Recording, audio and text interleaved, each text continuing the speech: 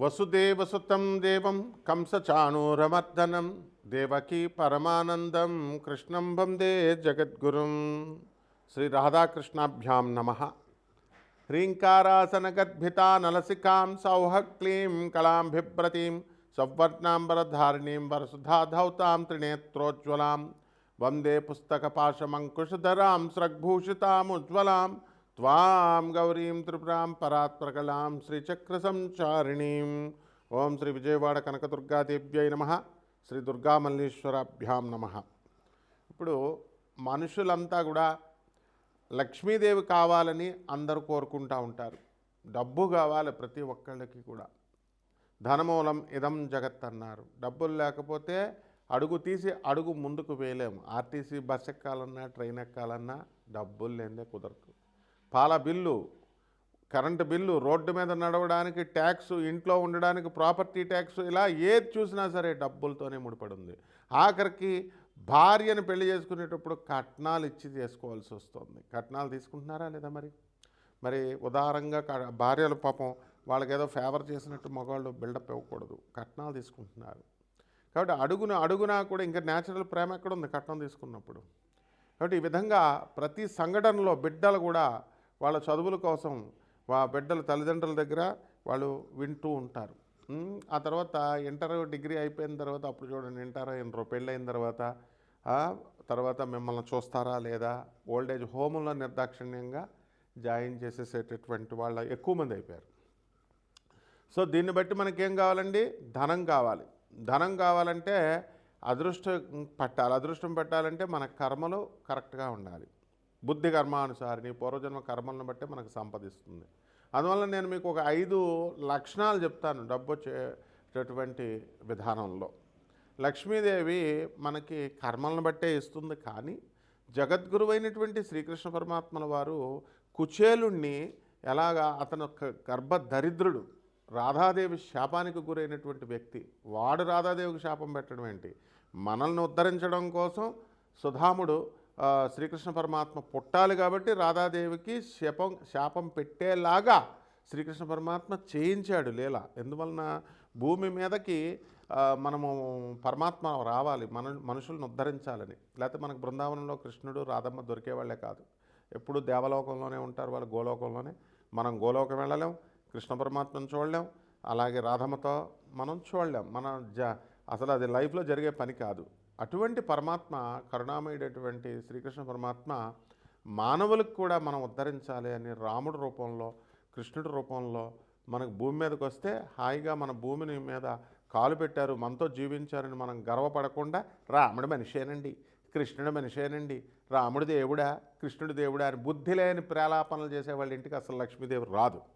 శాశ్వతంగా 7 తరాలు కాదు, వాళ్ళు కటిక దరిద్రులై రాముణ్ణి కృష్ణుడిని ఎవరైనా కనుక మనిషిగా కనుక చూసి విమర్శించేటటువంటి వాళ్ళకి కనీసం లక్ష్మీదేవి ఎప్పుడు కూడా రాదు. ఇప్పుడు మీ ఇంట్లో మీ అమ్మని అడగండి, మీ నాన్నని మీరు తిట్టండి చూద్దాం. ఎవరైనా బయట వాళ్ళు వచ్చి భర్తను తిడితే భార్య ఊరుకుంటుందేమో? ఎట్టి పరిస్థితులు ఇవ్వదు. కాబట్టి మీరేమో రాముడిని మనిషి అనొచ్చు, కృష్ణుడిని మనిషి అనొచ్చు, రాముడి దేవుడు కాదని సొల్లు కబుర్లు చెప్పేయచ్చు మీరు. కానీ లక్ష్మీదేవి మాత్రం మీకు డబ్బులు ఇచ్చేయాలి. తర్వాత ఈ మహాలక్ష్మీదేవి క్రియాశక్తి స్వరూపిణి. పని చేయకుండా సోఫాల్లో పడుకొని, పని చేయకుండా దుప్పటి కప్పుకొని పడుకునేటటువంటి వాళ్ళకి లక్ష్మీదేవి ఎందుకు వస్తుంది? రెండో రకం, పూజలు చేస్తూ కూర్చుంటూ లక్ష్మీదేవి వచ్చేయాలా? మూర్ఖపు ఛాందస్తాలు ఉన్నటువంటి వాళ్ళ దగ్గరికి రాదు. ఛాదస్థం అనేది నెగిటివ్ ఎనర్జీ, మిమ్మల్ని అడుగు తీసి అడుగు ముందుకు వెళ్ళనివ్వదు. మీరు ప్రపంచంలో ఏ పంతులు గారినైనా తీసుకోండి, ఏ సిద్ధాంతినైనా తీసుకోండి, ఒక్క నన్ను తప్ప. మనం పాజిటివ్ చెప్తాం, పదవండమ్మ చేయండి అని. ఎవడైనా సరే చూడండి నెగిటివ్. ఇప్పుడు ఈరోజు చేయకూడదు, అమావాస్య అసలు చేయకూడదు. వాళ్ళ కొడుక్కి నేను గవర్నమెంట్ జాబ్ ఇప్పిస్తాను అమావాస్య రోజున, వాడు ఆపుతాడేమో చూడండి మీరు. వాడేమో మీకు అందరికీ అమావాస్య పనికిరాదు, బయటికి వెళ్ళకూడదు అంటాడు. మేము గవర్నమెంట్ ఇంటర్వ్యూ పెడతాం ఆ రోజు, ఐఏఎస్ ఇంటర్వ్యూ పెడితే పంతులు గారు తన కొడుకుని పంపడా? ఒకటే చెప్పండి. పంపిస్తాడు అంటే అప్పుడు అతనికి అన్వయించబడవు. మీకేమో మైలు సంవత్సరం ఉంటుంది, మీరు అసలు వెళ్ళకూడదు అంటారు. గర్భగుడుల్లో పనిచేసేటటువంటి పూజారి సంవత్సరం పాటు వాడు కనుక దేవతలకి దేవుళ్ళకి కనుక గుడికి పూజ చేయకపోతే వాడికి పొట్ట పోషణ ఎక్కడి నుంచి వస్తుందండి చెప్పండి? 1 ఇయర్ మరి మైల్ ఎందుకు లేదు అంటే బ్రాహ్మణులకు మైల్ లేదంటారు. ఇది బ్రాహ్మణులకు ఒక రూల్, అగ్ని బ్రాహ్మణుడు ముట్టుకుంటే కాలదు, శూద్రుడు ముట్టుకుంటే కాలుతుందా? ఇలాంటి నాన్ సెన్స్ అన్నీ నెగిటివిటీ ఉన్నటువంటి పంతులతో, నెగిటివిటీ ఉన్న జ్యోతిష్కులతో తిరిగితే గర్భదరిద్రులు అయిపోతారు 7 జన్మల వరకు. వాళ్ళ వీడియోలు విన్నా కూడా గర్భదరిద్రులు అయిపోతారు. నెగిటివ్ ఎనర్జీ ఎలా వస్తుందంటే, కంపు వస్తుందనుకోండి, పెంట కంపు, పెంట మీద వాసన ఆ చుట్టుపక్కల 1 కిలోమీటర్ దూరం వరకు వస్తుంది. అదే నెగిటివ్ ఎనర్జీ. ఆ వాసన ఎలాగైతే వస్తుందో అలా నెగిటివ్ పర్సన్స్తో మనం తిరిగినప్పుడు ఆ నెగిటివ్ ఎనర్జీ స్ప్రెడ్ అవుతుంది. వాసన కూడా స్ప్రెడ్ ఎనర్జీయే. కాబట్టి ఈ రకంగా మనకు మహాలక్ష్మి తల్లి వచ్చేటప్పుడు కొన్ని చిహ్నాలు ఇస్తుందండి.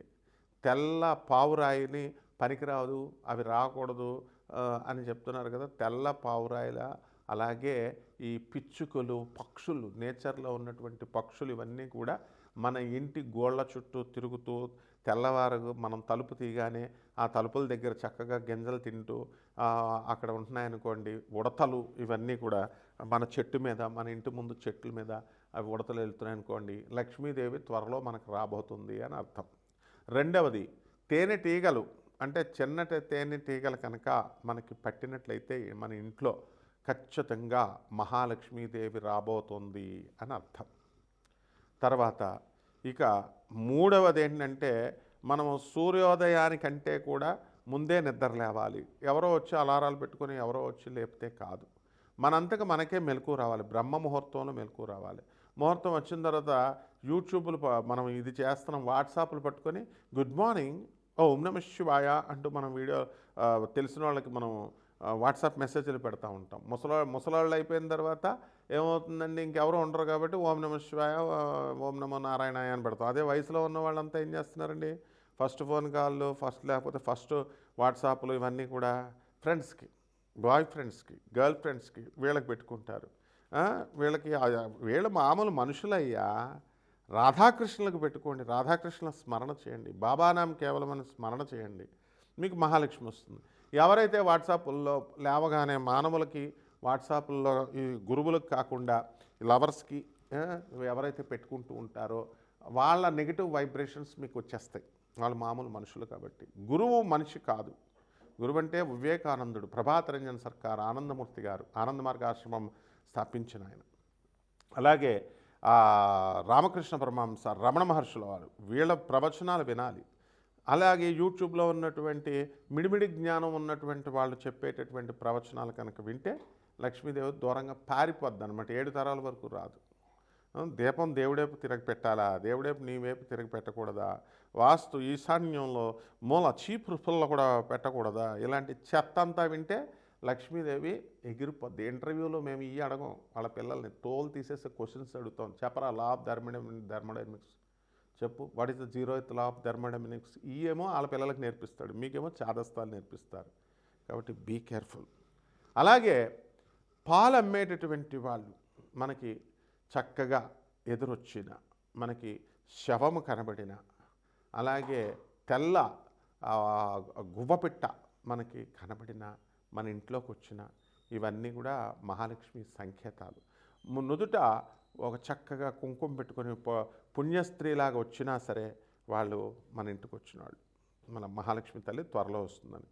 ఇలా మహాలక్ష్మి తల్లి రావాలి అంటే నిత్యము దైవతార్చన ఇంట్లో చేయాలి. ప్రతిరోజు కూడా దీపారాధన చేయాలి. చేయకుండా మీరు దీపారాధన నూనె అయిపోతుందని చెప్పేసి ఎలక్ట్రిక్ బల్బులు వెలిగిస్తున్నారు, క్రిస్టియన్స్ వెలిగిస్తున్నట్టు. లక్ష్మీదేవి ఉండదండి. తిలలో నువ్వుల నూనెతో చేసినప్పుడు మాత్రమే మహాలక్ష్మి ఉంటుందన్నమాట. అలాగే పుష్పాలు, పువ్వులు పెట్టాలి. పత్రం, పుష్పం, ఫలం, తోయం, నైవేద్య లోపలో మనం వండి పెట్టక్కర్లేదు, బెల్లం మొక్క పెట్టచ్చు. అసలు మెయిన్గా చాదస్తం ఉన్న చోట లక్ష్మీ తల్లి ఉండదు. ఎవరైతే మూఢనమ్మకాలు, చాదస్తాలు పట్టుకుంటారో వాళ్ళ ఇంట్లో దరిద్ర దేవత తిష్ట వేసుకుంటుంది. అంతేగాని ఎగ్జాంపుల్ చెప్తాను. ఇప్పుడు మీరు దుమ్ము దులుపుతున్నారు, ఇల్లంతా దుమ్ము దులుపుతున్నారు, మరి నీ మనసులో ఉన్న దుమ్ము దులపాలి కదమ్మా. నీ మనసులో ఈర్ష, అసూయ, రాగద్వేషాలు ఇవన్నీ ఉన్నాయి కదా. అందువల్ల ఎవరైతే మనకి మీ వ్యక్తిగత జాతకాలు ఈ లక్ష్మీదేవి సంకేతాలతో మీ ద్వాదశ రాశుల వారికి కూడా ఏ విధంగా జరగబోతోంది అనేది నేను చెప్తాను జ్యోతిషానికి అన్వయించి. అయితే మీకు నాన్ కమర్షియల్ ఆస్పెక్ట్తో మేము ఈ జ్యోతిషాలు చెప్తున్నాం కాబట్టి మీరు ఎవరికైనా మీ పర్సనల్ చార్ట్ ఉంటేనే తెలిస్తేనే మీకు లక్ష్మి వస్తుందా పోతుందా దరిద్రం పట్టుకోబోతుందా, పట్టుకోవట్లేదా, ఉద్యోగం ఉంటుందా, ఊడిపోతుందా, ఇవన్నీ చెప్పగలుగుతాం. నాసా రిపోర్ట్స్తో లైవ్ రిపోర్ట్స్ని బట్టి చూసి చెప్తాం. అమెరికాలో మాది headquarters office, North Carolina Charlotte. అందువలన అక్కడ మీరు వాట్సాప్లో పెడితే మేము నాన్ కమర్షియల్తో చెప్తాం కాబట్టి మీకు ఏ ప్రాబ్లం లేదు. మేము డౌట్స్ క్లియర్ చేస్తాం. ఒరిజినల్గా ప్రిసైజ్గా ఇవన్నీ వస్తాయి. కాబట్టి జాగ్రత్తగా మీరు మమ్మల్ని సంప్రదించవచ్చు. ఇప్పుడు ద్వాదశ రాశుల వారికి జ్యోతిషపరంగా 2026 సంవత్సరంలో లక్ష్మీదేవి యొక్క సంకేతాలతో లక్ష్మీదేవి ఏ విధంగా ఉంటుంది, మనకి ఆశీర్వదిస్తుందా లేదా ఈ వీడియోలో చెప్పుకుందాం. వృశ్చిక రాశి, ఈ వృశ్చిక రాశి వారికి అందరికీ కూడా మనకి మహాలక్ష్మి తల్లి యొక్క అనుగ్రహం సిద్ధిస్తుందా అంటే మీకు సిగ్నల్స్ చూపిస్తుంది. రోజు పాల వ్యాను లేకపోతే పాలు తీసుకున్నటువంటి వాళ్ళు ఎదురు రావడము, ఆ తర్వాత అనేక సార్లు మీరు పాలు పొంగిస్తూ పోయి స్టవ్ మీద పోయి పొంగిపోవడము, ఇవన్నీ కూడా మహాలక్ష్మి తల్లి యొక్క సూచికలు అన్నమాట. అలాగే మీ ఇంటి పెరడులో ఇంటి పైన కూడా ఉదయం మంచి కిలకిల రావాలు చేసుకుంటూ పక్షులు, పిట్టలు, పిచ్చుకలు ఇవన్నీ కూడా మీకు ఉండడము, అలాగే చక్కటి లక్షణాలు కనబడుతున్నాయి. అయితే మంచి వాళ్ళ యొక్క స్నేహం అనేటటువంటిది మీరు కోల్పోవడము అనేటటువంటివి జరుగుతాయి. కొత్త కొత్త వ్యక్తులతో మీరు స్నేహాలు చేసుకోవడం, దాని ద్వారా మీరు బోర్లా పడడము ఖచ్చితంగా ఇవన్నీ కూడా అర్ధాష్టమ రాహువు, పంచమ శని, అష్టమ గురుగ్రహ ప్రభావాల వలన జరుగుతాయి. అందువలన జూన్ 2, 2026 సంవత్సరం వరకు అనేకమైనటువంటి అప్పులు మీరు చేయడం అనేటటువంటివి జరుగుతాయి. ఆ అప్పులు తీర్చే దిశగా మీరు ప్రయత్నాలు అనేటటువంటివి అసలు చేయరనమాట. 2 జూన్ 2026 సంవత్సరం తర్వాత మీరు అమ్మాలనుకున్నటువంటి ఫ్యాక్టరీలు కానీ లేదా మీరు చేయాలనుకున్నటువంటి పనులన్నీ కూడా ముందుకు వెళ్ళడము, ఇలాంటివన్నీ కూడా జరుగుతాయి. అదేవిధంగా పంచమములో ఉన్నటువంటి రాహుగ్రహ ప్రభావం, శనిగ్రహ ప్రభావం వలన పిల్లల గురించి ఓవర్గా థింక్ చేయడము, పిల్లలని మైసూరులోను ఇతర రాష్ట్రాలలో మనం చదివించాలి అనేటటువంటి ధోరణితో మీరు ముందుకు వెళ్ళడము, ఇలాంటివన్నీ కూడా మీరు చేయడం జరుగుతుంది. అయితే తీర్థయాత్రలు, గుళ్ళు, గోపురాలు అనేటటువంటివి మీరు తిరుగుతారు. అయితే తీర్థయాత్రలు అనేటటువంటివి ఎక్కువగా తిరగడము ఇవన్నీ కూడా చేస్తారు. పిల్లల్ని అందరినీ కూడా హాస్టల్స్లో వేయడము, ఇవన్నీ కూడా అధికమైనటువంటి ఖర్చుని చూపిస్తూ ఉంటుందన్నమాట. అంటే మనం కొత్త రకాల వ్యాపారాలు మనం చేసుకోవాలి అనేటటువంటి ఆలోచనలు పదే పదే రావడము అనేటటువంటివి జరుగుతాయి. అలాగే మీ ఇంటి చుట్టుపక్కల ఉన్నటువంటి నేచర్ స్త్రీలతో స్నేహము అనేటటువంటిది కలగడానికి అవకాశాలు ఉన్నాయి. కాబట్టి ఈ వృశ్చిక రాశి వారికి ఎప్పుడైతే మనకి గురుబలం లేదో ఆటోమేటిక్గా లక్ష్మీదేవి డౌన్ అయ్యి దరిద్ర దేవత యొక్క ఏజెంట్స్ అనమాట, వాళ్ళ నీడలు వాళ్ళు. అందువలన ఆటోమేటిక్గా అటువంటి వాళ్ళందరూ కూడా ముందుకు వచ్చేయడానికి, మీతో స్నేహం చేయడానికి అవకాశాలు ఉంటాయి. అండ్ ముఖ్యంగా మీరు కూడా వాళ్ళ ట్రాప్లోకి వెళ్ళిపోతారు ఆటోమేటిక్గా, మంచి వాళ్ళని వదిలేసి. ఇది రకంగా మీకు జరగడానికి అవకాశాలు అధికంగా ఉన్నాయన్నమాట. కాబట్టి ఈ భార్యాభర్తల మధ్య కొట్లాటలు చాలామందికి జరుగుతున్నాయి. అండ్ భార్యాభర్తలు డిస్కషన్స్ ఇవన్నీ కూడా చాలా అధికంగా మీరు చేసుకోవడము ఇవన్నీ ఉన్నాయి. అయితే ఏది చేసినప్పటికీ కూడా ఒక విధంగా ఈ యొక్క వృశ్చిక రాశి వారు తమ యొక్క నమ్మకస్తులైనటువంటి వాళ్ళని మీరు కూడా వాళ్ళని ఒకానొక సందర్భంలో మోసం చేయడానికి అవకాశాలు ఉన్నాయి. ఇదంతా కూడా అర్ధాష్టమ రాహుగ్రహ ప్రభావం వలన వినడానికి బాగుండదు. మీరు మోసపోతారంటే మీకు సంతోషంగా ఉంటుంది, కానీ నిర్మోహడంగా చెప్పాలి. ఏ జ్యోతిష్కుడు చెప్పడు. మీరు కూడా మోస వైఖరి అనేటటువంటిది మీకు కూడా ఇతరులకు చేయడానికి అవకాశం ఉంటుందన్నమాట. కాబట్టి ఈ యొక్క వైఖరి అంతా పోవాలి అని అంటే చక్కగా మీరు ఆవు మీకు చక్కగా కనబడుతుంది. ఆ ఆవుకి మహాలక్ష్మి తల్లి యొక్క దర్శనం పృష్ఠభాగాన్ని మీరు పూజ చేసుకోవాలా. ఇక పరిహారాలు మనం ఏం చేసుకోవాలి అని అంటే, మనము గోమాత పూజ, గోవు మనకి దారిలో కనబడుతుంది, దానికి పూజ చేసుకోవడము, ఆవుకు మంచిగా మేత పెట్టడము, ఇవన్నీ కూడా ఆకుకూరలు ఇవన్నీ కూడా పెట్టడము, అలాగే మహాలక్ష్మి తల్లి యొక్క ఆరాధన, మహాలక్ష్మి మంత్రాలు, స్తోత్రాలు చదువుకోవాలా.